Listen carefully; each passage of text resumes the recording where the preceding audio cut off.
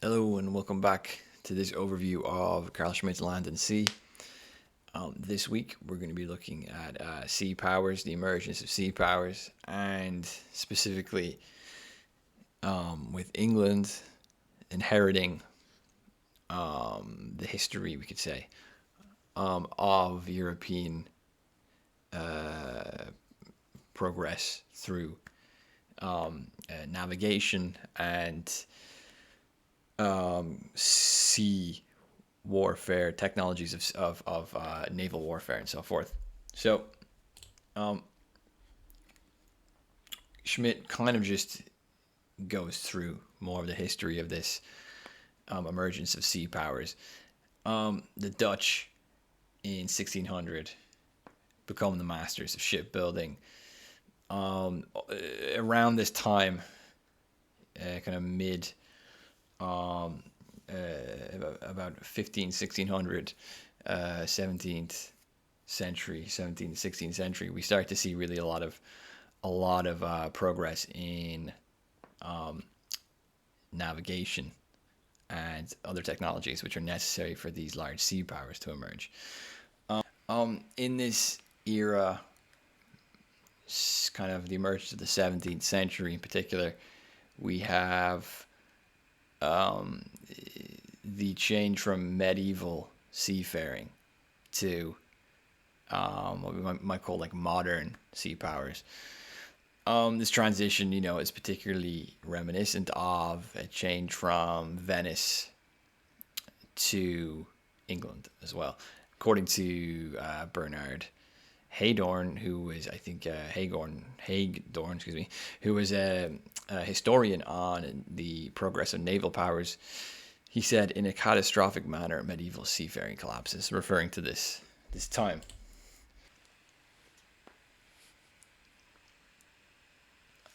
Schmitt will discuss the changes in naval battle, which happened around this time. Well, a bit later in this instance, we're talking about the 19th century. With the invention of the cannon, he'll say in the 16th century, the new warship also emerged, and with it, there begins a new epoch of waging naval warfare. A gun-laden sailing ship would be equipped with cannons on its broadside and would fire salvos from its broadside at the opponent.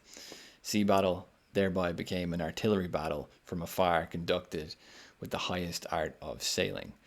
Only now can one really speak of a sea battle, while, as we saw, the battle for the occupation of oared galleys, which is associated, by the way, with the medieval Mediterranean sea power, is only a land battle aboard a ship. A wholly new tactics for sea battle and for conducting sea war is bound up with this. A new high art of the evolutions which before, during, and after the sea battle are necessary.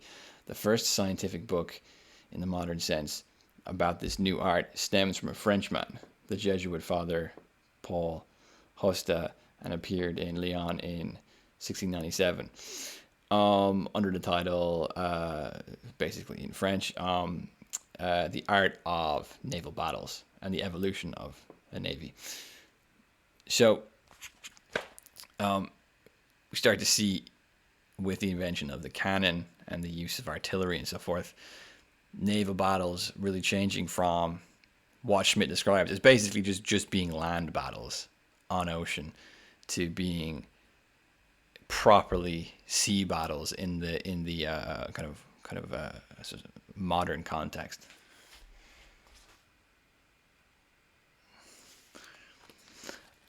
Schmitt will point out that ship technology, naval technology, was a pan-European invention.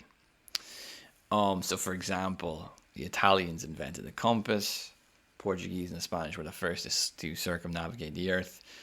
German geographers and cosmographers, their research and theories would have assisted in the construction of these technologies. The Dutch were were superior in whaling and shipbuilding technology, so they really kind of pushed the envelope in shipbuilding and whaling technologies. So all of this sort of built up over a long period of time.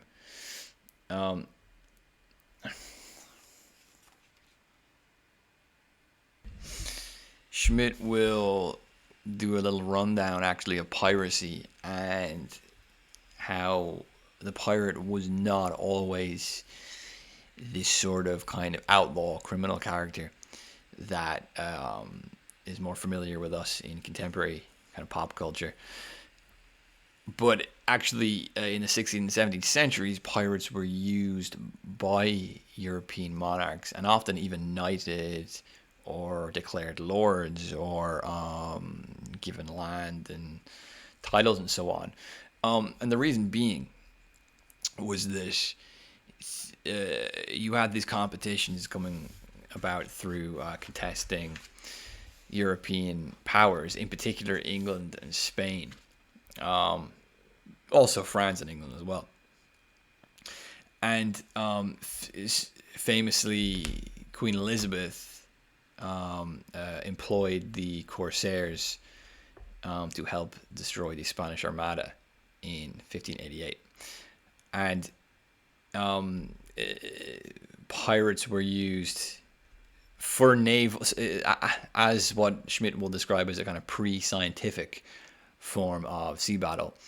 And they were also used to disrupt trading routes, because really, when you're talking about the emergence of sea powers, you're talking about control over trading routes.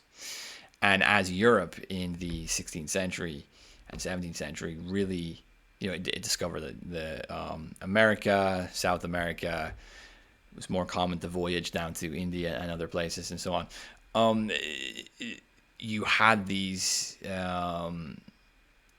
new forms of wealth creation, in which goods would come back, often looted, but nonetheless, goods would come back from these newly discovered continents and lands. And this was a massive source of wealth creation, and whoever could control the seas could sort of dominate how these new discoveries were going to play out geopolitically, if that makes sense. So pirates were employed by monarchs in the 16th and 17th centuries in order to facilitate this sort of geopolitical contest regarding the discovery and sometimes looting of these faraway places. Interestingly, actually, Schmitt will bring up the Spanish destruction of the Spanish Armada in 1588, when the English famously sent in these ghost ships full of explosives that were going to disperse the Spanish Armada to kind of not destroy all the ships necessarily, but send these kind of suicide ships nearly into the Spanish Armada in order to disrupt its coherency. And actually, if you watch Game of Thrones, George R. R. Martin, who I think is a bit of a European history buff, and he used this, I think he copied this part of history. He adapted it for the Battle of Blackwater in the end of the second season of Game of Thrones, when Stannis was coming into the bay and Tyrion sent out a ship full of wildfire, which was then lighted with a flaming arrow and then exploded and disrupted Stannis's invasion of King's Landing. So that's a bit of trivia for you, but whatever. And pirates generally were treated not like criminals, but sort of as quasi agents of the state, of these monarchies, until the Peace of Utrecht, 1713. So basically, until European states started to consolidate more, and then pirates became kind of criminal figures, outlaw criminal figures. And in particular, what's important here is a Catholic Spain and a Protestant England, um, who were battling basically over domination of the sea, and we could assume also battling over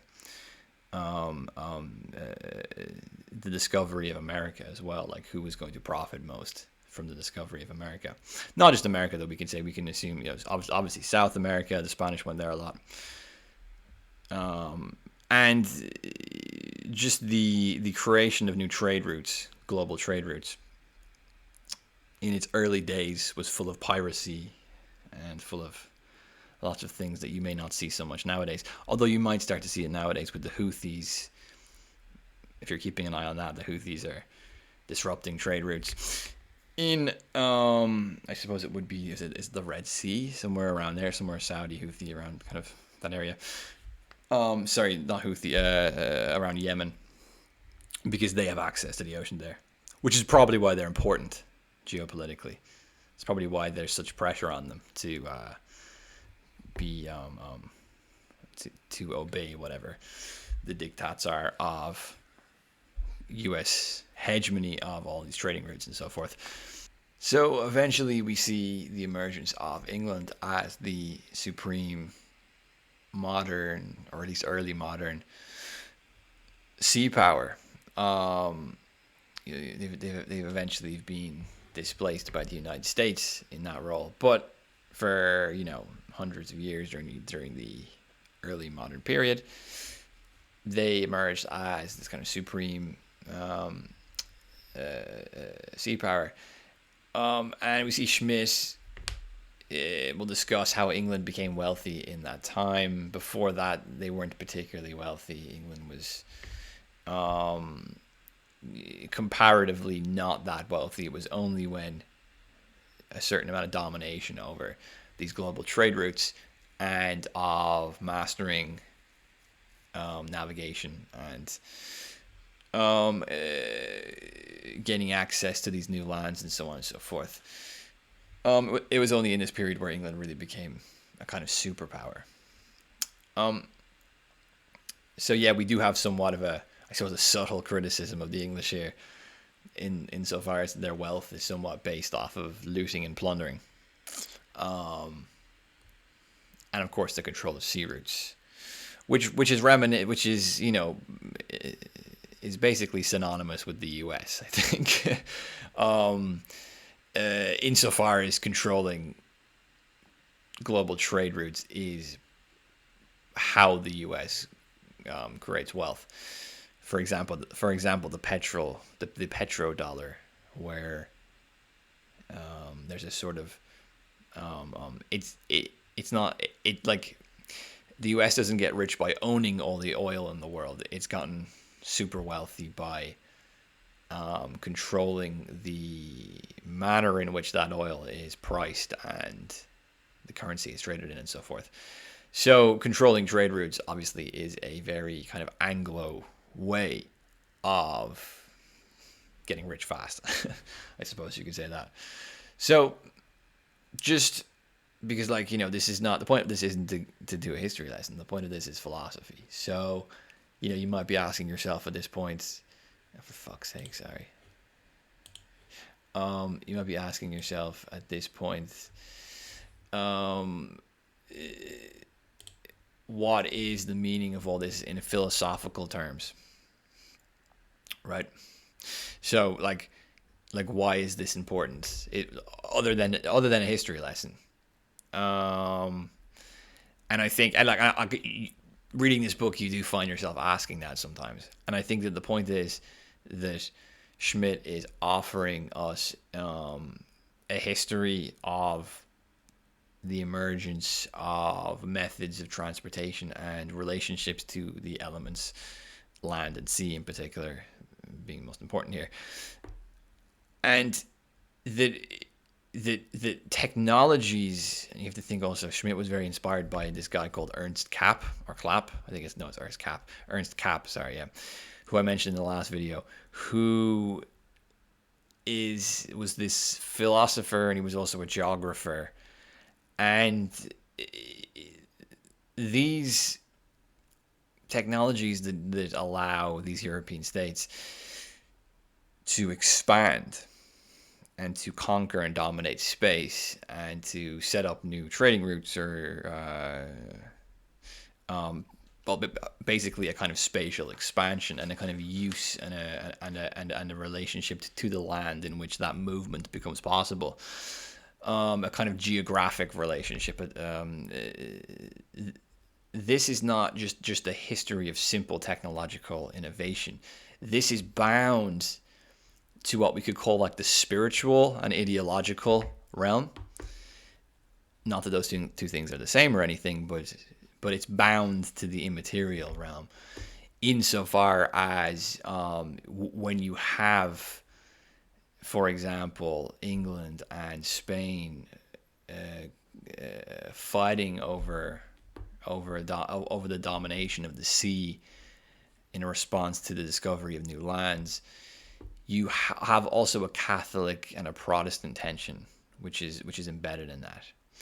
So you have these different theological understandings of, we could say, the future, and this moving out, this expanding into the oceans, expanding into new lands, is surely it's bound with an understanding of the sea, or of space, we could say, more importantly, space, which is more than just about fighting over territory. So like animals fight over territory, but humans don't just fight over territory in that simple sense. And this is a point which I think